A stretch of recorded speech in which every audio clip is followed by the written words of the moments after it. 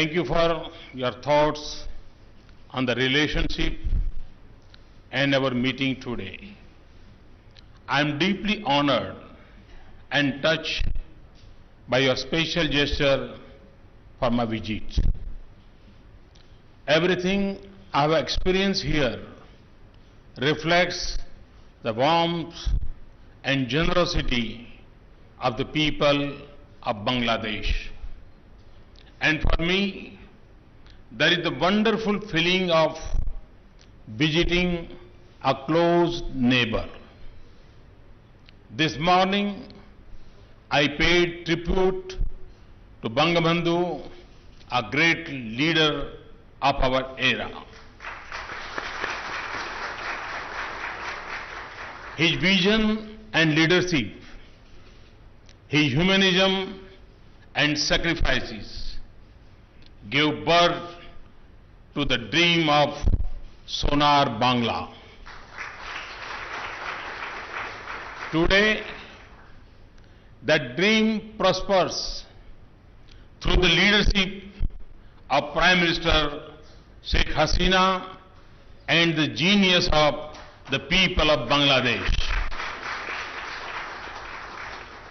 Earlier today, we launched 2 bus services that will connect our citizens more easily and our 2 nations more closely.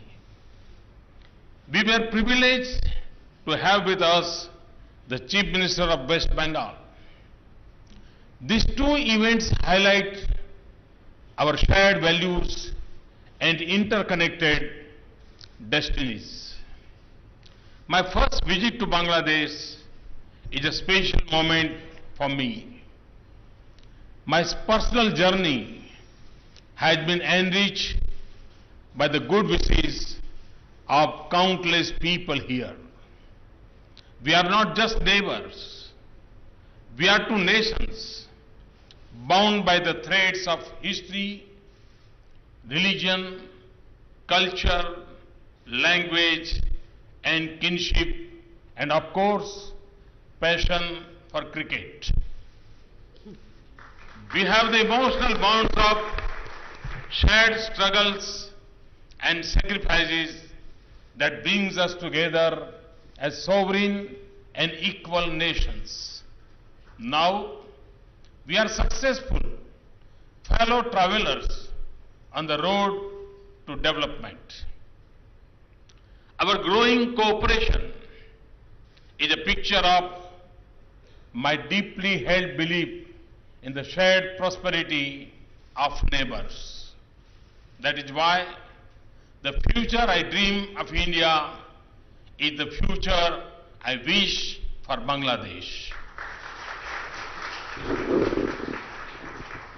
As we deepen our political engagement and celebrate our rich inheritance, as our economies get more integrated and our people better connected, our nations will become more prosperous.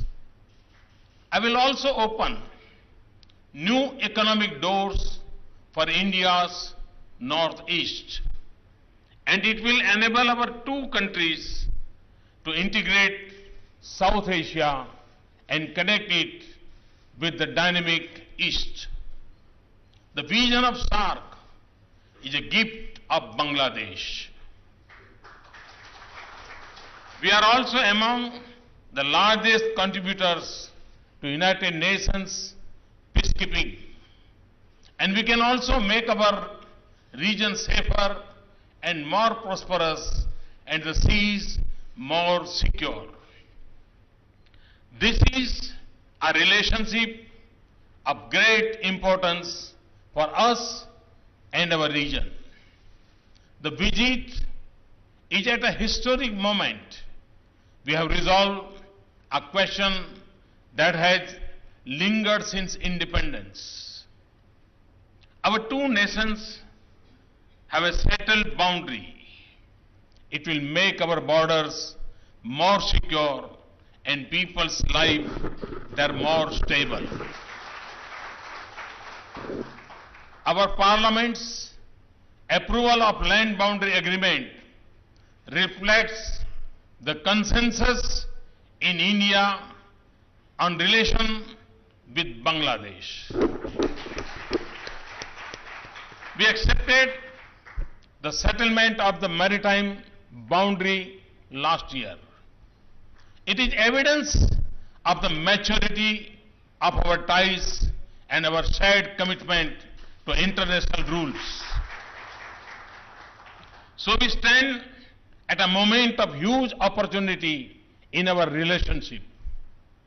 Prime Minister and I recognize that we will work together to harness the rich potential of our relationship. And we will address our challenges in a spirit of friendship and from a position of mutual trust and confidence. Our agreements reflect the vision and commitment. We have renewed existing trade and transport agreements. We have added new dimensions to our economic ties. The coastal shipping agreement will boost bilateral trade. The Indian Economic Zone will promote Indian investment in Bangladesh. The new border heart at Kamla Sagar will reinforce traditional economic links, and the agreement on blue economy and maritime cooperation opens a new area of economic opportunities. We should now extend our frontiers of cooperation to space. I am conscious of the huge trade imbalance despite duty-free and quota-free access to Bangladesh and India only but 25 items. Yet, I have assured Prime Minister that we will do everything we can to bridge the deficit. Indian investments in Bangladesh will help. I will also try to make trade smoother and easier, including at the border. The agreement on standards and testing is a step in that direction. Power supply from India to Bangladesh will grow from 500 megawatt to 1100 megawatt within 2 years. The 1320 megawatt Rampal power project is making progress in accordance with your laws and regulation. We can do more together in power sector here and in India. Connectivity is the catalyst for deeper engagement. Bangladesh's decision to allow passage of power equipment and food grain to the northeastern echoes the strength of your human values and our shared economic opportunities. Connectivity by road, rail, rivers, sea, transmission lines, petroleum pipelines, and digital links will increase. Today, we have unveiled some of the pathways to this future.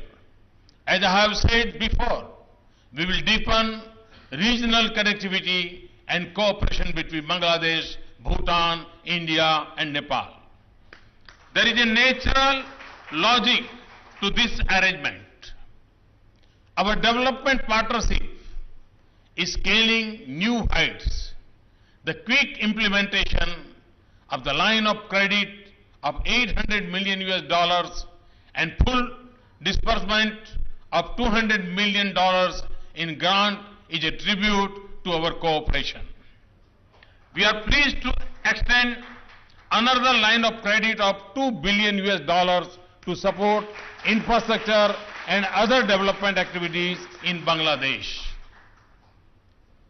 As the three agreements on human trafficking, fake Indian currency, and maritime safety show our security cooperation is growing. I am confident that we both have the political will and mutual confidence to further improve border management and coordination to prevent illegal activities, trafficking and movements. Our rivers should nurture our relationship, not become a source of discord. Water sharing is above all a human issue. It affects life and livelihood on both sides of the border. We have shown political resolve and mutual goodwill with the land boundary agreement. I am confident that with the support of state governments in India, we can reach a fair solution on Tista and Feni rivers. We should also work together to renew and clean our rivers. Excellency, people in India admire your nation's progress despite many challenges. We want you to succeed in your mission 2021 and 2041. The success of Bangladesh is important for the region and the world. So is the success of our partnership. We are two nations defined by our youth. We owe it to them to set new directions and scale new heights in our relations. I am confident that we have done that today. And for everything, again I say thank you very much. Thanks a lot. I'm delighted to welcome Prime Minister Rutte and his eminent delegation to India. I'm particularly pleased that Prime Minister Rutte is leading a large trade delegation of over 100 Dutch companies.